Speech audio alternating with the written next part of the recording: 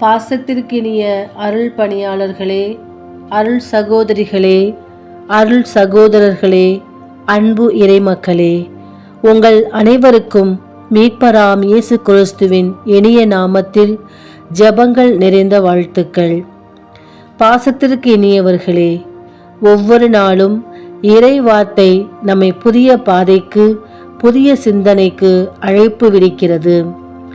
இன்றைய நாளில் நமது சிந்தனைக்கு மாற்கு நற்செய்தி அதிகாரம் 4 இறை வார்த்தைகள் 26 34 முடிய.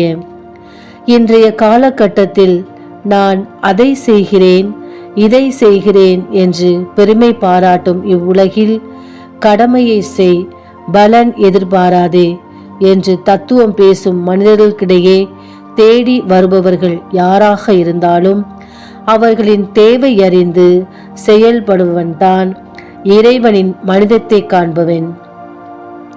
இன்றைய இறை வார்த்தையும் நமக்கு இதைத்தான் சுட்டி கொடுக்கின்றது. உதவிக்கரம் புரிபவன் எப்படிப்பட்டவன்? பணம், பதவி, புகழில் சிறந்தவனாகவோ உயர்ந்தவனாகவோ அல்ல. மாறாக தன்னிடம் வருபவர்கள் யாராக இருந்தாலும் அவர்களுக்கு நீங்களும் நானும் என்ன மனநிலையில் உதவி செய்ய தயாராக இருக்கின்றோம்?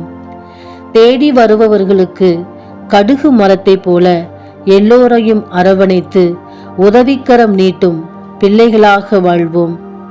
இறை அருளை போல் இறை ஆசீர் என்றும் நம்மில் தங்குவதாக. ஆமேன்.